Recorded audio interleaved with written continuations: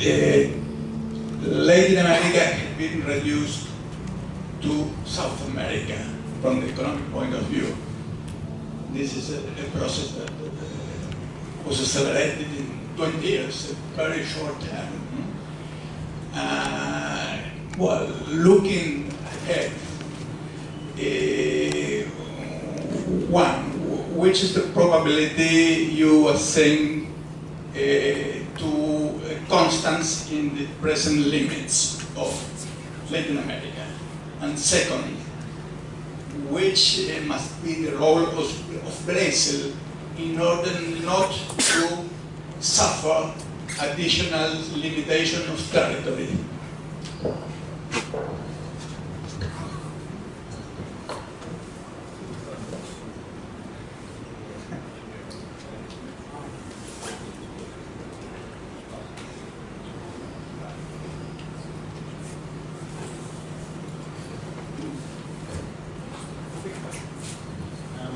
I very much like the idea of increasing certain taxations and then reinvesting that to continue the growth. What would the panel think for Brazil and Argentina of doing that with precious metals, for example?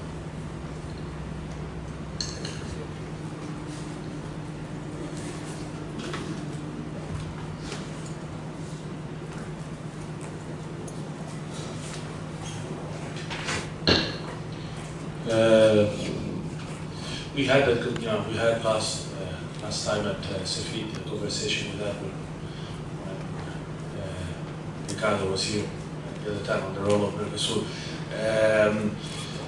So it's complicated, but the fundamental thing, if I have to say one word, the fundamental thing about Mercosur is it's that it has stopped the North American, the American model of integration, which, if you think, as I always say, if you think that the European integration has problems, the North American model for us was a combination of free trade, treaties, which, by the way, that's an important thing to say. Although we have stalled the WTO and the G20 not doing things is important, lots of developing countries are signing bilateral agreements. It's great. I was in India, until the other night, and so they just signed an FTA with the Asian countries. It's absolutely nuts. So that's a danger. So Mercosur has been essential because it has stopped, and Venezuela's role has been very important in that, I should say. The entry of Venezuela and Mercosur is an important thing from that point of view, to stop the American model, which was FTA plus dollarization. So not even votes in the American Central Bank. And notice, I always say this in all the talks we end up on this, I say, don't forget that the US does have a free trade area going from Alaska to Tierra del Fuego, all through the Pacific coast, with one exception, Ecuador, and it's dollarized. So that was the model, okay? Mexico, that's why there is a two, model. So they export, as I say, people, and we export commodities. That's the model. And so the importance is that we stop that. And mind you, it's not a given that things are Uruguay, if they vote, again, the coalition that it's in power, the next president is for a bilateral trade agreement with the US. He was in his previous government, Tabaré Vázquez, and he apparently still is. So that threat is not gone. And so Mercosur is relevant and is important because of that. Mind you, so if you go to the other question, which is what we debated, if it is a model, remember that Mercosur was designed during a period of free trade agreement. So the logic of the agreement is a free trade agreement, which is terrible. Fiorito, Alejandro here always tells that when there is an inertia in the discussion, when you're in some government conversations, they still talk as if what we want is more free trade. We may want more trade, but not necessarily more free trade. And so it's very problematic. The imbalances within Mercosur cannot be solved for a series of reasons that they're problematic. Because obviously the most dynamic with the biggest industry country in the region and largest market is Brazil. But on the other hand, hold on, you guys. But the problem on the other hand is Brazil has a surplus with us. But on the other hand, Brazil has a lower income per capita. So it's not like, Brazil can, just become the deficit country and finance us and so on and so forth, because there might be problems there too. So I suggest that, we stop the logic of the free trade agreement. And you remember precious metals, gold, and what he was saying. I mean, we're not particularly, big exporters as far as I know of precious metals, in Argentina. So at least legally, yeah. Well, Brazil, it's a different thing, But so I mean, Peru certainly is a big exporter, and that would make sense. But the logic of what Franklin was saying is fundamentally, it's like, it's not just the exchange rate that you can use. Fundamentally, the retentions, the tax on exports here, and subsidies to imports act as, as a way, a buffer, and so it's like, having a devaluation in a sense without actually doing it. So you're changing the, the relative prices. So that's the general logic, and that certainly you can do more of that to the extent that you can politically. So that's the other thing. Little caveat. You talk first about your. He teaches at the Masters in Doctorate in Geography. Only a comment on the question of Aguero. I agree with Matthias with the idea that Mercosur and integration in South America is the only opportunity that we have, and that the idea that we have to abandon free market, free market, and so on. But the problem is Brazil, in my opinion. The direction of the policy of Brazil is a problem for us. Brazilians have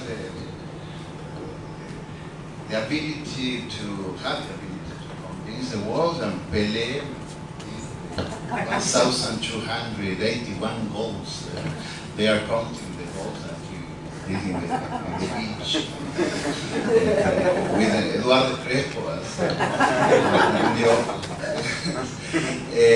And they convince Ontario. I don't know where this idea comes from, but the idea that Brazil is a brick, is the China of South America, or a lot of myths. The fact is Brazil is the country which grows less of the region. It's the German of South America, not the China of South America. They have surplus with us, permanent. They apply. But Germany has higher level of income per capita. That's what I'm saying. Yes. That's it. So Brazil is the Germany, but with lower income per capita. So it's German, but it's Germanian. So it's a bit. He's right. And so we have to wait. We have to wait with revisions and to expect a change in the Brazilian policy. The contraction in that industry today, I agree with Matthias that the fiscal policy was wrong in Argentina during this year, but the contraction. I didn't say that. But part of our contraction, the industrial contraction especially, is connected with Brazil. One thing, yes, Brazil is, when Mercosur was created during the Cardoso government in order to export austerity. However, and he didn't pay much attention. Actually, for Argentina was important, he just wanted to be seen, signing something, Cardoso.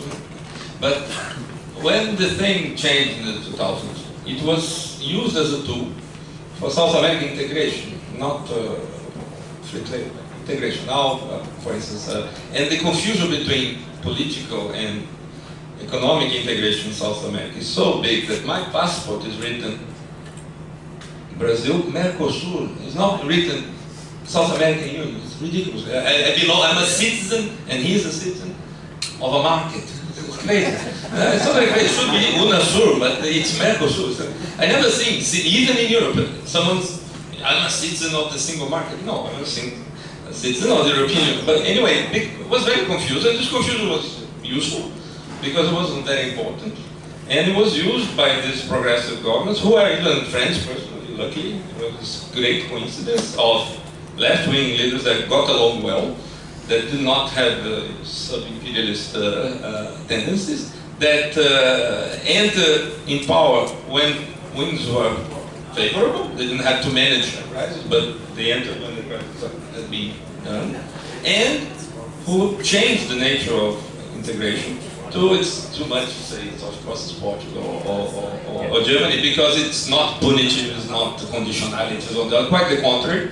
They understand, Brazilian policy understands the asymmetries, they understand the policy, not what's written in the MAQ00696 agreement, that basically for the poorest countries, we give you income, you give us demand, and this is clear. But the problem is not structural because the negotiations happen. The only problem is that there's a tendency both in Brazil and Argentina, in the media, because of lobbies of industries, to treat any normal disagreement between one sector that thinks as being in favor to other, as if it was a super classic of football, as like an essential national interest thing. It's not. Normally, entrepreneurs from one sector in a union that recognizes asymmetry want some protection and the others don't, and they make a case that this is very important. It shouldn't be even reported very often in the media, but it is treated as a Brazil is going to enter war with Argentina because of washing machines, which is really silly, but and it's not important. It has not had bad diplomatic effects. Quite the contrary. People perhaps don't know, but without any big agreements, big things, Brazil and Argentina now settle their accounts in local currency. Only the net result is in dollars. Venezuela helped Argentina when it needed, buying some certain bonds here and there. So there's a lot of cooperation, not coordination, not inconditionalities, rules, mastery, but cooperation, political cooperation, which is what you need, not single currency, iron levels. But the problem with Brazil is two problems. First, with Mercosur, we grow too little. For a locomotive, we grow too little. Just that, we grow too little. If we're a bigger market, we must grow more. We must be a real brick. And we're not a real brick because we don't grow much and we're growing less. And geopolitically, Brazil is the good cop of the BRICS. Is the nice guy of the band. Which is okay when they're all together. Weren't the Russians the nice guys? No. No, it's actually Brazil. They were the nice. Too nice. But then this is a problem because Brazil does not, is important, geopolitically it's very important. It does not want really the Brazilians to play the role that either the progressives in Brazil or progressive people all over South America want in a strong way. It goes in the negative way, like don't do this to Chavez, don't do this to this, don't bother with Argentina. It does this part very well, especially Lula did this very well. They're like, come on, I go there, I settle, don't, he's the good cop, Brazil's the good cop. It's not too radical, it's not too brick, it's a soft brick, not iron brick, it's soft brick, it's like a sand brick. It hurts a little bit, but nice. Beach sand brick. And this is, on one hand, good work, given the enormous asymmetry of power in the West, maybe a bigger threat. If Brazil was a bigger threat or really become a big regional leader. I don't know if you know, but in the early 90s, as soon as the Soviet Union ended, there was an important policy document that you can find in writings of José Luis Fiore, important Brazilian political scientist, our colleague, that devised a new strategy for the West, given now that there is no other big enemy. And it was explicit. Countries aspiring to be regional powers are the next enemies. These countries include the new Russia, Iraq, Libya, all the secular government, strong states that have capability of doing things which were not immediately aligned with the West or not occupied. So, in a way, right, now, being realistic about that, not with what we wanted Brazil to lead this independence, but if this really asymmetric world, people should remember that the US has complete technological leadership, both military and civilian. There's no decadence of the US in terms of material basis.